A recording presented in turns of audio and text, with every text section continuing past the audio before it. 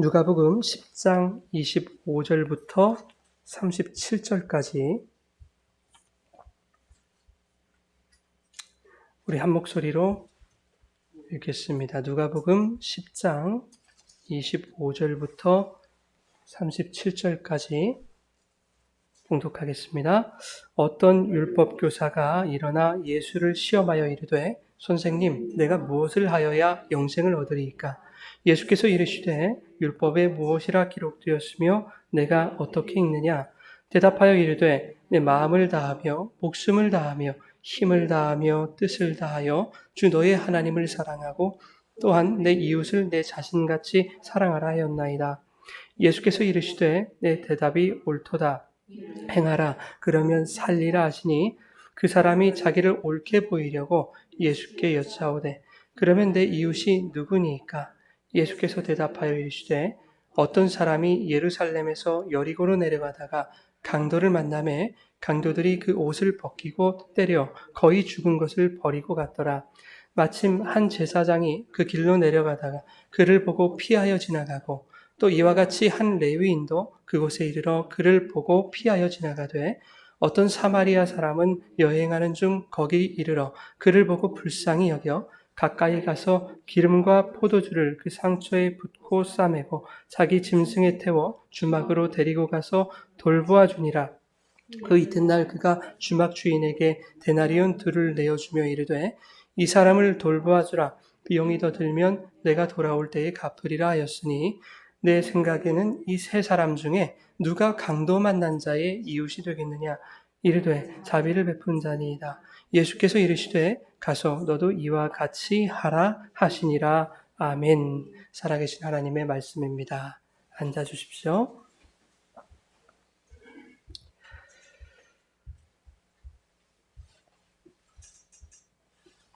할렐루야. 하나님 아버지와 예수 그리스도로부터 오는 은혜와 평강이 이 시간 여러분과 함께 하시기를 주님의 이름으로 축원합니다. 오늘은 하나님의 반전이라고 하는 제목으로 말씀의 은혜를 나누려고 합니다. 3년 정도 전에 국민재판 배심원단으로 제가 참석했던 적이 있었습니다. 어떤 자격이 있어서 뽑힌 게 아니라 그냥 무작위로 이렇게 뽑더라고요. 재판 당일에 출석을 하자 배심원으로 선정된 사람 중에서 법을 공부했다거나 관련 업무에 종사했던 경험이 있는 자들을 이렇게 추려냅니다. 그래서 그들은 다 집으로 돌려보냅니다. 왜냐하면 그들이 알고 있는 어떤 법의 내용과 기준이 선입견으로 작용해서 공정한 재판에 방해가 될 수도 있기 때문입니다. 몇 명이 돌아가고 나머지 사람들이 이제 배심원석에 앉았습니다. 검사가 나와서 한 사람씩 질문을 하기 시작합니다. 한 사람당 적게는 2가지, 많게는 5가지 이렇게 질문을 하죠. 검사는 이 사람이 재판에 공정하게 임할 수 있는 사람인지 그리고 편파적인 요소가 있지는 않은지 가려내기 위해서 이렇게 질문을 하는 겁니다. 제가 느끼기에는 검사에게 불리하게 작용할 사람을 가려내는 것 같기도 했습니다. 검사는 그렇게 몇 명을 기피할 수가 있었습니다. 그렇게 몇 명이 다시 집으로 돌아가게 되었습니다. 재판 전에 판사가 배심원들에게 2가지를 강조했습니다. 첫째는 대한민국 법원은 무죄 추정을 원칙으로 합니다. 라는 것이었습니다. 그 사람의 죄가 확정되기 전에는 그가 피고인이라 할지라도 그는 무죄이다 라고 하는 겁니다. 둘째로 판사는 일사부재리의 원칙을 강조했습니다. 어떤 사건에 대해서 확정 판결이 이루어지면 그 사건에 대해서 심리나 재판을 하지 않기 때문에 그러니 신중하게 이 재판에 임해달라 우리에게 요청하는 것이었습니다. 본격적인 재판이 시작되자 이제 검사와 변호사의 치열한 공방전이 시작됩니다. 검사의 말을 듣고 있자니 검사 말이 다 옳은 것 같아요. 변호사 말을 듣자니 변호사 말이 맞는 것 같아요. 또 원고의 증언을 듣고 있자니 피고가 너무 나쁜 사람인 것 같아요. 피고의 변을 듣고 있자니 피고도 참 억울하겠다 싶습니다. 그런데 그들의 말에 휩쓸리지 않고 중심을 잡게 해줬던 것이 하나 있었습니다. 그것은 뭐냐면 판사가 강조했던 무죄 추정의 원칙 그리고 일사부재리의 원칙이었습니다. 기준이 명확하니까 들리는 대로만 마음이 통하지 않더라 하는 겁니다. 들려지는 대로가 아닌 그 속에 감춰진 진실을 찾으려고 고심하게 되더라 하는 것이었습니다. 이렇듯이 어떻게 듣느냐 하는 것은 매우 중요한 일입니다. 하나님의 말씀도 그렇습니다. 하나님의 말씀을 어떻게 읽고 어떻게 듣는가 하는 것은 하나님이 우리에게 성경을 주신 목적에 부합하는가 그렇지 않은가를 좌우하게 되는 것입니다. 여러분, 하나님은 인간의 말과 글로 자신을 나타내고 계시하는 분입니다. 그것을 성경이라고 얘기합니다. 그런데 그 신이 제한된 인간의 말이나 글로서 온전히 표현될 수가 있을까요? 그럴 수가 없지요. 마치 이런 겁니다. 예전에 386 컴퓨터 아시죠, 여러분? 그 386 컴퓨터에 방송 송출 프로그램을 깔아줘봐야 방송이 되겠습니까? 방송 송출이 안 되는 거죠. 그 프로그램 깔 수도 없는 거죠. 그 프로그램의 용량을 수용할 수도 없는 겁니다. 하나님의 언어, 하나님의 표현 방법으로 인간에게 하나님을 표현해봐야, 그렇죠? 인간이 알아챌 수 없기 때문에 인간의 방식, 즉 말과 글로 이 성경으로 하나님 자신을 표현하신 것뿐이다 한 겁니다. 여러분, 슈퍼컴퓨터가 386 컴퓨터의 수준에 맞춰서 맞춰주신 거예요. 그래서 인간의 말과 글로 된 이 성경을 인간의 말로만 읽고 인간의 글로만 읽으면, 그리고 그것으로만 듣고 이해하게 되면 그 성경, 그 말씀을 아무리 읽고 아무리 묵상을 하고 아무리 그 말씀대로 산다고 해도 그것은 하나님의 뜻대로 사는 것이 아닙니다. 그것은 하나님을 모르는 것이에요. 여러분, 그 성경을 우리는 지금 어떻게 읽고 있습니까? 하나님의 말씀을 우리는 어떻게 대하고 있어요? 그 성경을 통해 하나님의 말씀을 어떻게 듣고 이해하고 있습니까? 우리는 정말 이 성경을 통해 하나님이라는 분을 제대로 알아가고 있습니까? 이것은 대단히 중요한 문제입니다. 왜 그러냐 하면 요한복음 17장 3절에 우리 같이 한번 읽어볼까요? 요한복음 17장 3절 시작. 영생은 곧 유일하신 참 하나님과 그가 보내신 자 예수 그리스도를 아는 것이다 라고 이렇게 말하고 있기 때문에 그래요. 여러분, 하나님과 예수님을 알지 못하면 그에게는 영생이 없다는 거예요. 오늘 본문은 선한 사마리아인의 비유입니다. 여러분 잘 알고 있는 비유예요. 율법교사가 예수님을 시험하려고 이렇게 묻습니다. 선생님, 무엇을 해야 영생을 얻을 수 있습니까?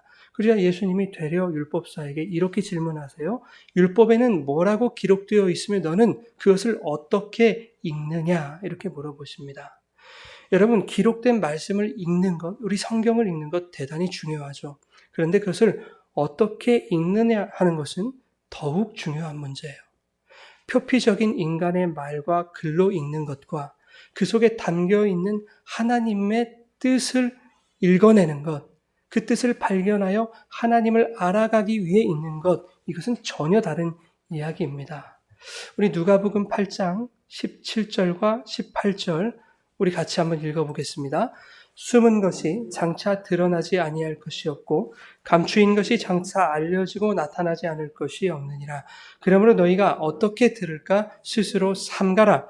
누구든지 있는 자는 받겠고 없는 자는 그 있는 줄로 아는 것까지도 빼앗기리라 하시니라. 아멘. 자, 장차 드러날 하나님의 뜻은 이 세상 역사의 기간 동안에는 드러나지 않는다. 숨어 있다. 라고 지금 말하고 있죠. 그래서 여러분, 천국은 무슨 보화라고 얘기해요? 천국, 그 진리는 감추인 보화다. 이렇게 얘기를 하는 거예요. 그래서 이 성경을 읽을 때 문자적으로나 표피적으로나 나타나 있는 어떤 세상의 개념 정도로만 읽고 이해하게 되면 자기가 잘 알고 있다고, 그리고 잘 행하고 있다고 생각하는 그 모든 것이 다 허사가 되더라. 다 빼앗기게 되더라 하는 겁니다. 소용이 없는 일이다 하는 겁니다. 인간의 그 신앙적인 성취감이라든지 보람과 긍지, 자부심, 또 내가 쌓아놓았던 종교적 열심과 업적들, 이거 다 무용지물이다, 허사다라고 하는 겁니다. 그러니 말씀을 어떻게 들을까 늘 주의하고 신중해라. 말씀의 뜻이 무엇인지 알고 행해야 빼앗기지 않을 거 아닙니까? 그런데 그 말씀 속에서 진리를 발견한 자는 영생을 받는 거예요, 여러분. 그것이 방금 읽은 18절 말씀에 있는 자는 받겠고 라는 말씀의 의미인 겁니다. 말씀을 듣고 진리를 깨달으면 그렇게 진리가 있는 자는 영생을 받겠고 라는 말씀인 거예요. 율법교사 이야기로 한번 다시 돌아가 보겠습니다. 율법에는 뭐라고 기록되어 있으면 네가 어떻게 읽느냐? 예수님이 이렇게 물으시자 율법교사가 대답했습니다. 말씀해 보니까요. 마음과 목숨과 힘과 뜻을 다하여 하나님 사랑하고 내 이웃을 내 자신과 같이 사랑하라 하였나이다. 그래, 내 대답이 옳도다. 이를 행해라. 그러면 살 것이다. 예수님 말씀하세요.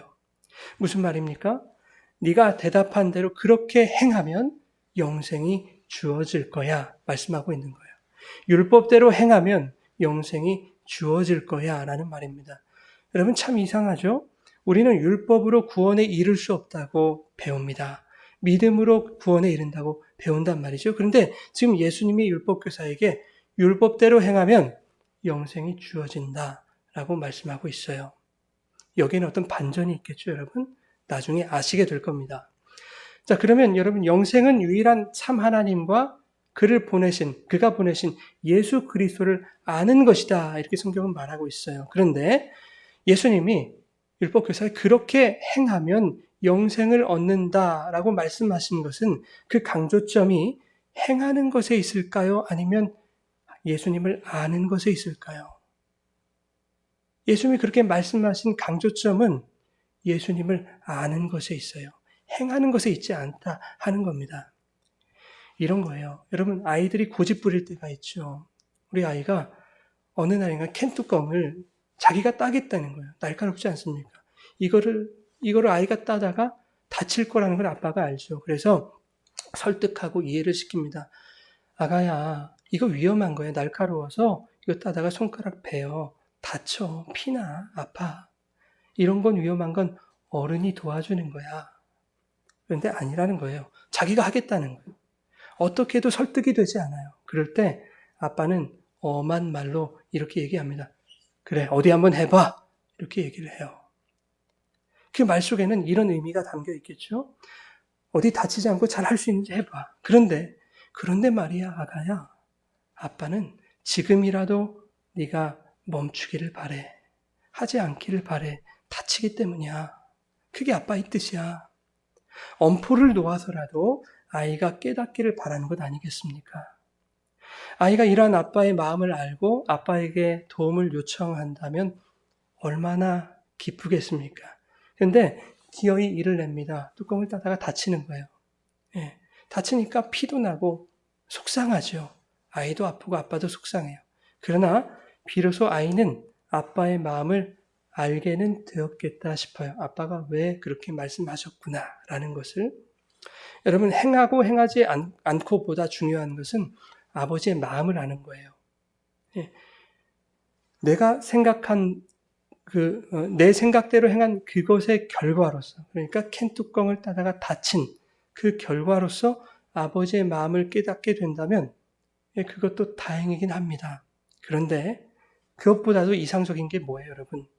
내가 생각한 대로 행하기 전에 아버지의 마음을 미리 깨닫는 거죠.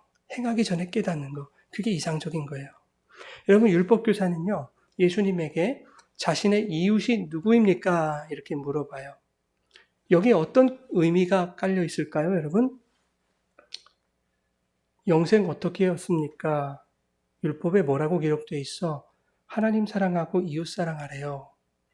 그래, 그렇게 행하면 영생 얻을 거야.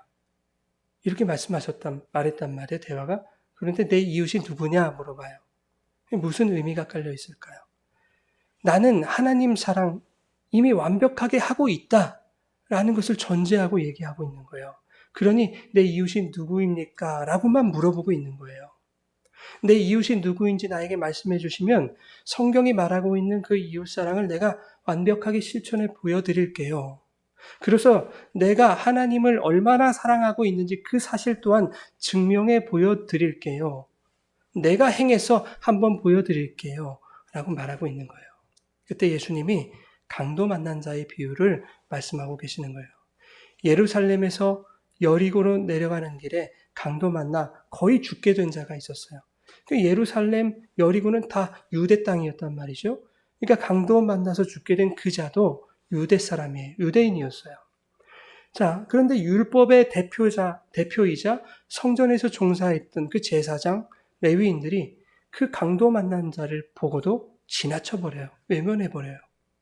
이거 율법으로도 말이 안 되는 얘기거든요. 유대인인 제사장과 레위인이 자신들의 형제인 유대인을 외면했다? 게다가 율법의 본을 보여야 할 그 종교인들이 죽게 된 자를 외면했다라는 것은 대단히 치욕스러운 일이에요. 부끄러운 일이에요. 그들은 강도 만난 자에게 2차 가해를 한 겁니다.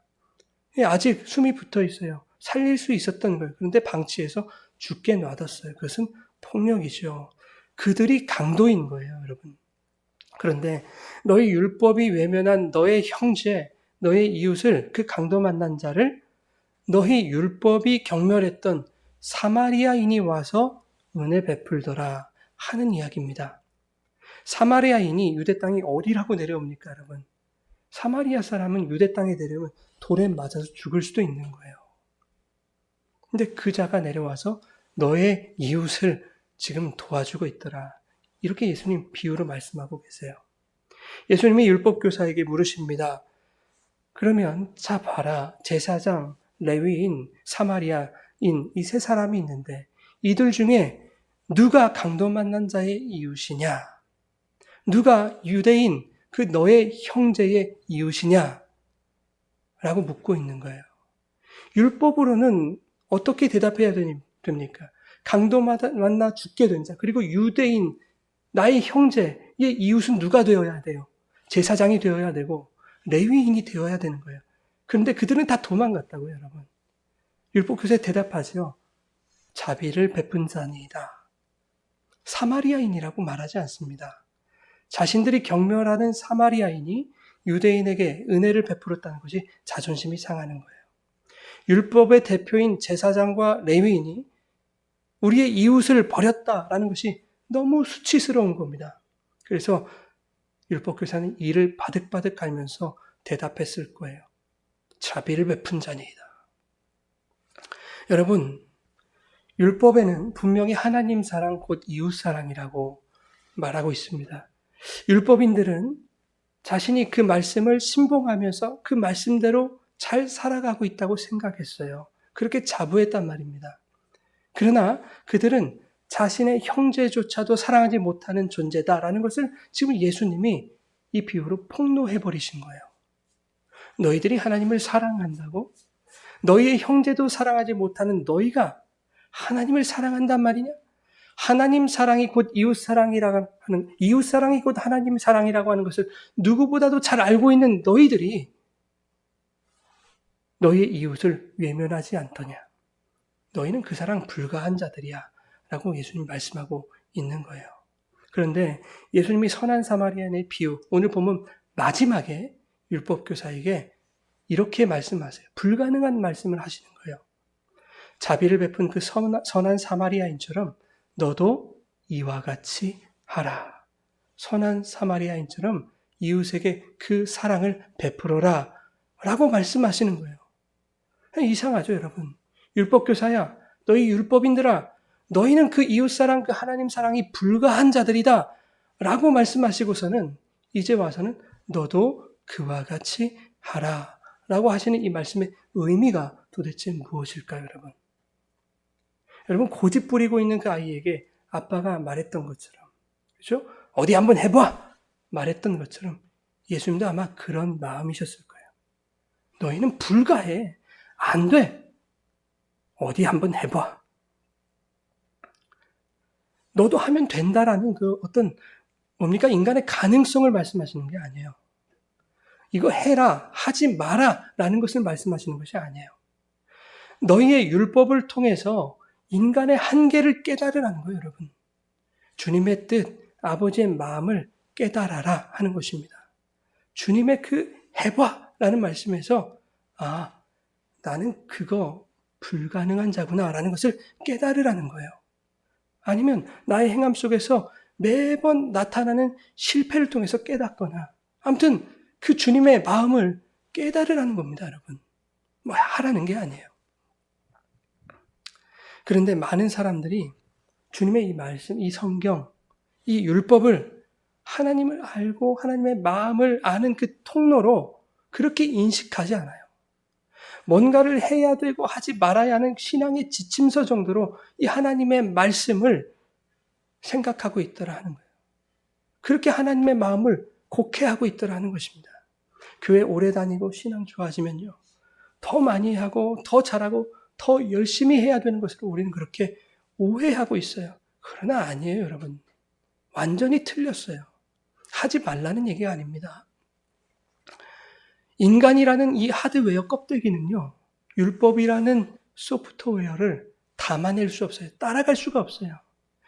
이 껍데기가 견고하지 못하기 때문에 율법이라는 이 내용물을 온전히 담아낼 수가 없어요. 터져버립니다, 여러분. 여러분, 율법을 지키면 구원 받습니까, 여러분? 율법을 지키면 구원을 받아요? 받아요, 여러분. 율법을 다 지켜 행하면 구원을 받아요. 율법은 나쁜 게 아니에요. 로마서 7장 12절에 이 율법은 선하고 의롭고 거룩한 것이라고 말씀하고 있단 말이에요. 다만 능력치 제로인 인간이 율법이 요구하는 그 100을 행할 수 없는 거예요. 율법을 온전히 지킬 수 있고 또 지키셨고 그것을 완성하실 수 있는 분은 한 분밖에 안 계세요. 누구예요? 예수님밖에 안 계세요. 그래서 인간이 율법으로 구원을 못 얻는다고 하는 거예요, 여러분. 인간의 능력치가 0인데, 제로인데 율법의 100을 수행하라고 하니 그것을 어떻게 감당해냅니까? 그죠? 그러니 그거 감당하려고 열심을 내다 보니까 신앙생활이 이토록 힘이 드는 거예요, 여러분. 뱁새가 황새 따라가려다 가랑이 찢어지는 거예요. 제로인 내가 100으로 보이려니까요, 그렇게 신앙생활들이 가식적이고 거짓투성이일 수가 없는 거예요. 하나님이 우리에게 당신의 말씀을 주신 것, 이 율법을 주신 것은 가랑이 찢어지라고 주신 게 아니란 말이죠, 여러분. 위선과 거짓 행하라고 주신 것은 아닐 것이란 말이에요. 여러분, 하나님의 모든 말씀은요, 율법으로 주어졌어요. 이 성경은 법이에요, 여러분. 율법이 나쁜 게 아니에요. 율법으로 주어졌어요. 하나님의 말씀을 행하고 행하지 않는 것으로 여기면 그것이 율법이에요, 율법. 율법. 그런데 그 율법이 나쁜 게 아니라 율법으로서의 하나님 말씀의 그 역할이 분명히 있다는 것을 이 율법이 우리에게 말씀하고 있는 거예요. 그 율법의 역할이 뭔가? 너희는 그 율법 못 지킨다 라는 것을 가르쳐 주는 게 이 율법의 역할이란 말이에요. 너희는 그래서 죄인이야 라는 것을 가르쳐 주는 것이 이 성경의 역할이에요. 여러분, 로마서 3장 20절 말씀 함께 읽어보실까요? 그러므로 율법의 행위로 그의 앞에 의롭다 하심을 얻을 육체가 없나니 율법으로는 죄를 깨달음이니라. 아멘. 우리 로마서 5장 13절도 같이 읽겠습니다. 죄가 율법 있기 전에도 세상에 있었으나 율법이 없었을 때에는 죄를 죄로 여기지 아니하였느니라. 아멘. 여러분, 그래서 그 율법의 말씀이 이렇게 죄를 깨닫게 한대요. 율법이 있어야 죄가 죄인 줄 아는 거예요. 바울이 그러잖아요. 율법이 없었더라면 내가 탐심이 죄인 줄 어떻게 알았겠냐. 이렇게 얘기를 한단 말이에요. 그렇게 죄를 깨닫고 내가 제로라는 것을 알면 율법은 100이라는 그 역할을 다 한 거예요. 내 안에서 하나님의 말씀, 그 율법이 나의 죄를 깨닫게 하시면 이제는 그 하나님의 말씀이 율법이 아니라 진리로 변하는 거예요. 뭔가를 해야 되고 하지 말아야 되는 그런 어떤 지침서가 아니라 비로소 하나님의 마음과 그분의 뜻을 보게 되는 진리가 되는 거예요. 어떻게 해요? 그 율법으로 나의 죄를 깨달으면. 그래서 말씀을 진리로 깨닫는 사람들은 뭘 하고 말고에 연연하지 않아요. 진리가 그를 자유케 하셨기 때문이에요. 그러니까 여러분, 여러분도 이 진리로 말미암아 좀 자유해지세요. 뭔가를 해야 되고 하지 않으면 복 못 받을 것 같고 그것은 신앙생활이 아닌 것 같고 뭔가를 막 이루어 드려야 될 것 같고 그런 거 율법이란 말이에요. 그런데 그런 걸 하면 할수록 그것으로 우리의 죄가 깨달아지는 거예요. 아, 그렇구나. 열심히 하세요, 여러분. 열심히 하세요. 열심히 하면 할수록 그것으로 나의 죄를 깨달으시단 말이에요. 아, 내가 할 수 있다고 생각했구나. 아니었네. 내가 할 수 없는 것이었네. 나는 죄인이네. 그러고 말씀으로 돌아가시면 그 말씀이 율법에서 진리로 변하게 되는 거예요. 그런데 여전히 말씀을 율법으로만 보는 자들은 그 말씀을 읽으면서 율법교사처럼 주님께 이렇게 묻는다니까요. 주님, 오늘은 또 내가 뭘 해야 됩니까? 오늘은 제가 뭘 이루어드려야 오늘 나의 구원을 이루어 주실래요? 한술 더 떠서 오늘 내가 뭘 얼마나 해드려야 천국의 더 큰 상을 예비해 주실래요? 하나님, 우리 교회는 뭘 하고 뭘 이루어드려야 우리 교회의 부흥을 허락해 주실래요? 여러분, 그분은 아직 하나님을 모르는 거예요. 그에게는 하나님의 이 말씀이 진리가 아니라 여전히 뭔가를 해야 되고 하지 말아야 하는 율법에 지나지 않은 거예요. 내가 할 수 있다고 생각하는 것이 죄인지 모르고 내가 제로인지도 모르는 거예요. 진리를 만나지 못하는 것이고 하나님 아버지의 마음을 알지 못하는 거예요. 여러분, 율법은 우리에게 행위를 강요하지 않아요. 행위가 필요 없다는 얘기가 아닙니다, 여러분. 율법은 행위를 강요하지 않아요. 다만 율법은 죄인을 진리이신 그리스도에게 인도할 뿐입니다. 갈라디아서 3장 24절 말씀 우리 같이 읽겠습니다. 율법이 우리를 그리스도에게로 인도하는 몽학 선생이 되어 믿음으로 말미암아 의롭다함을 얻게 하려 함이라. 아멘. 여러분, 율법이 초등교사가 되어 믿음으로 말미암아 의롭다함을 얻게 한대요. 구원의 관문까지 끌고 가는 거예요. 그렇죠? 하나님의 말씀인 율법이 우리에게 행위를 요구하지 않습니다라고 하면 사람들이 오해를 한다고요. 이거 진짜 나쁜 건데 여러분, 이렇게 생각하는 거예요. 그러면 아무것도 하지 않아도 되겠네? 내 맘대로 해도 되겠네? 그냥 막 살아도 되겠네? 이렇게 생각하는 거예요. 이런 사람들은 지금까지 행위로 뭔가 보상받으려고 그렇게 신앙생활했다는 거예요. 그런데 그 행위가 아니다라고 하자, 그러면 지금까지 내가 행했던 행위들 어떻게 되는 거냐? 나 삽질한 거냐? 억울하고 기분 나쁘고 아까운 거예요. 자존심이 상한 거예요. 여러분, 생각을 해보세요. 이 성경이 우리에게 뭔가를 행해라, 하지 말라라고 하는 건 줄 알았단 말이에요, 우리는. 그런데 알고 보니까 내가 할 수 있다고 거들먹거리는 것이 교만이요? 죄였네요. 성경이 율법이 그렇게 말하고 있네요. 네, 그렇게 그 성경 율법을 통해서 내가 죄였음을 깨닫게 되었어요. 그렇게 율법의 말씀으로 죄를 깨달아서 진리로 들어가는 관문을 통과하여 비로소 진리이신 그리스도 안에 들어갔어요. 들어갔는데 어떻게 그 그리스도 안에서 내 마음대로 해도 되겠네? 라는 말이 나오느냐고, 여러분. 진리를 맛보지 못한 사람이죠. 그들은 신앙이라는 것을 이용해서 내가 원하는 것을 이루려 했던 것뿐이에요. 그것이 바로 선악과를 따먹는 아담의 행위예요, 여러분.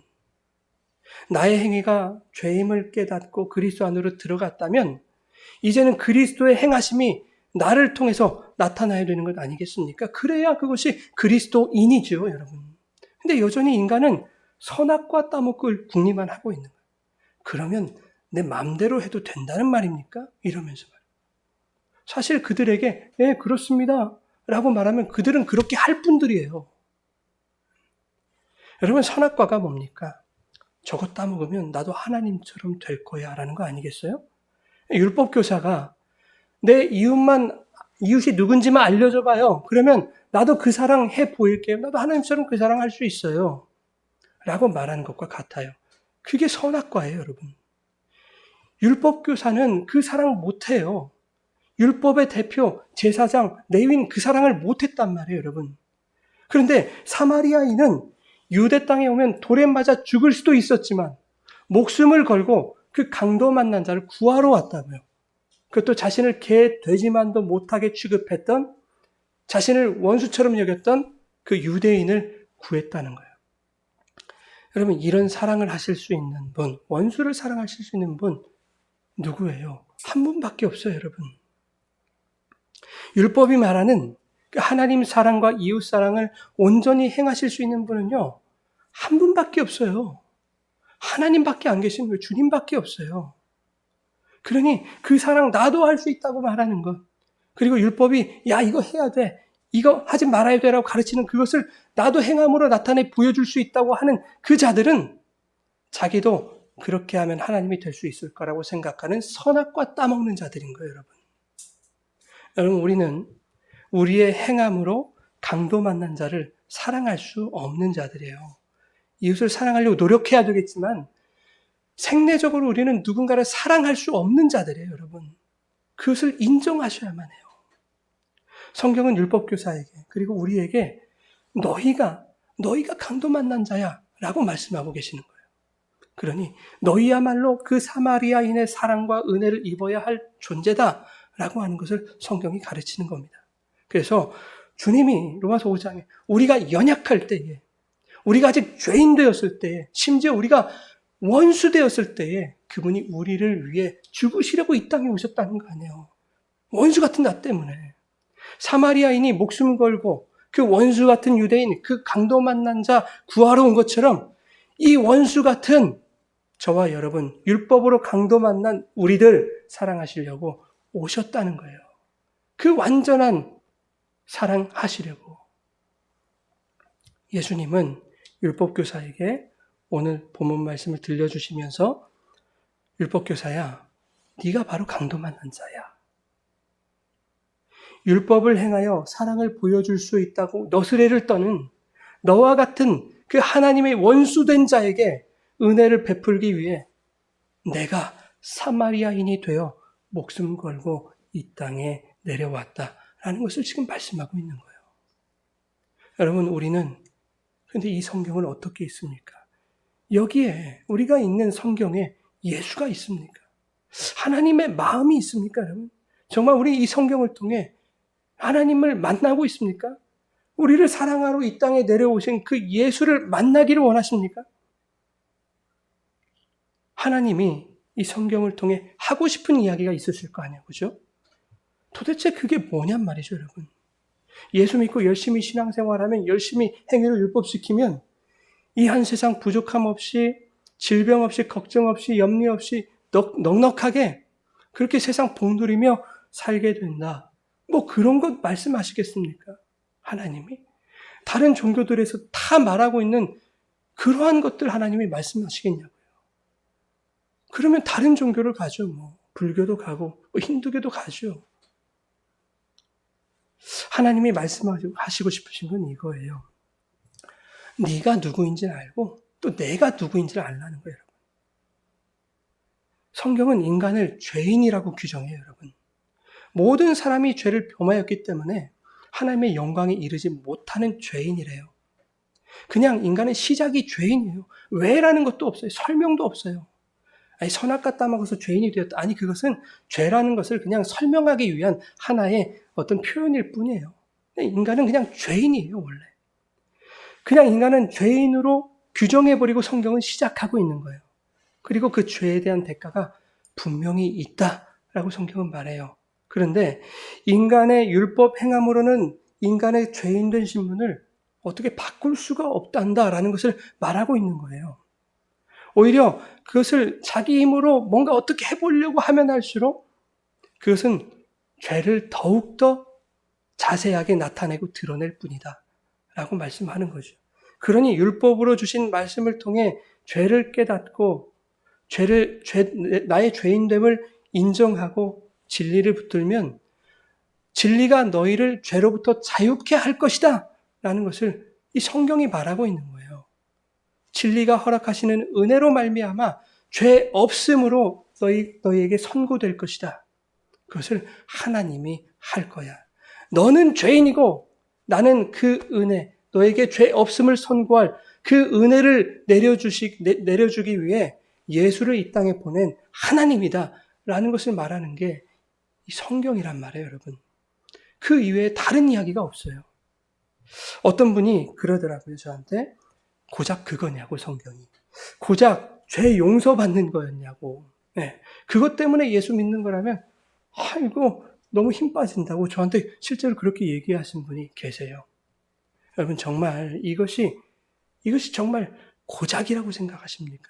우리의 죄가 사해진 거, 무죄, 이것이 정말 고작이라고 생각하세요? 속죄함 없이 영원한 사망을 살게 된다는 것이 그에게는 아무렇지도 않은 거예요. 그냥 만화 같은 이야기일 뿐인 거죠. 와닿지가 않는 거죠. 현실성이 없는 거예요, 그에게는. 먼 미래 있을지도 없을지도 모르는 그 만화 같은 와닿지도 않는 그런 건 난 모르겠고, 그것보다는 지금 당장 내 현실이 중요해 라는 것 아니겠습니까? 여러분, 우리의 현실, 우리가 살아가는 이 세상의 시간, 이 세상 역사, 이거 찰나와 같아요. 예, 찰나와도 같은 이 세상에서의 삶도 중요합니다. 그러니까 여러분, 열심히 최선을 다해서 사세요. 그러나 그 찰나에 눈이 멀어서 영원한 것을 포기하지 마시란 얘기예요. 대한민국 법정은요, 무죄 추정의 원칙이에요. 판결이 나기 전까지는 어떠한 흉악한 죄를 지었어도 그냥 무죄예요. 무죄. 그러나 유죄로 확정되는 순간 모든 대가를 누가 감당해야 돼요? 그 자가 감당해야 돼요. 일사부절이 번복할 수 없어요. 처음으로 되돌릴 수 없어요. 확정돼 버렸어요. 그런데 성경은 세상 법정과 달라요. 성경은 인간의 유죄 확정의 원칙을 말하고 있는 거예요. 유죄 확정의 원칙. 처음부터 사형이에요. 너는 죽음이다. 아무리 자신의 행위로 변호하려 해도 인간의 행위로는 죄만 드러날 뿐이에요. 변호가 아니라 자기의 죄만 밝히는 것이란 말입니다. 검사의 일을 도와주고 있더란 말이에요. 율법의 말씀은 그를 변호해 주지도 않아요. 더욱 확실하게 죄를 증명해낼 뿐이에요. 인간에게는 어떠한 소망도 없는 거예요, 여러분. 그런데 그 소망 없는 인간에게 하나님이 반전을 가져오시는 거예요. 그게 성경이란 말이에요, 여러분. 유죄가 확정되어 있었는데 그것을 뒤집어 엎으시는 거예요. 세상 법정에서는 불가능하죠. 근데 하나님 가능해요. 마치 율법주의라는 강도를 만나 거반 죽게 된 자에게 사마리아인이 목숨 걸고 그를 살리기 위해 찾아오는 것과 같죠. 사마리아인에게 있어서 강도 만난 자는 자신을 개, 돼지라고 부르며 유대 땅으로 내려올 때마다 돌을 던지는 그런 원수 같은 존재 아니었습니까? 그런데 그 원수 살리겠다고 자기 목숨을 버리는 거예요. 창세전 하나님이 선택하신 백성을 향한 하나님의 언약이 있어요, 여러분. 그것은 원수 같은 이 죄인들, 강도 만나 죽게 된 저와 여러분들을 살리기 위해서 독생자를 보내겠다고 약속하셨던 하나님의 언약인 거예요. 그 언약에 속한 그 하나님의 백성들에 대해서는 이미 영원 전부터 무죄, 이미 선고해 놓으셨다고요, 여러분. 영원 전의 일사부재리, 그것이 하나님의 판결이에요. 그것을 번복할 수 있는 것은 아무것도 없어요, 여러분. 이것이 하나님의 놀라운 은혜의 반전인 거예요, 여러분. 사형 집행을 한 달 남겨둔 사형수에게 금은보화가 무슨 소용이 있겠습니까? 그거 있다고 해서 남은 한 달이 평안하지 않아요. 행복하지 않아요. 그거 가지고 뭐 내 맘대로 흥청망청 쓸 수도 없어요. 그런데 갑자기 재판장이 말합니다. 앞으로 한 달 후에 사형이 집행될 텐데 당신을 대신해서 사형 당할 자가 나타났다는 거예요. 그러니 그가 당신을 대신하여 죽어주겠다는 그 말을 당신이 믿고 그것에 동의만 하면 당신은 지금 당장 무죄라는 거예요. 여러분, 우리가 그렇게 얻어진 생명이라고요. 그렇게 얻은 생명을 고작이라고 말할 수 있겠습니까?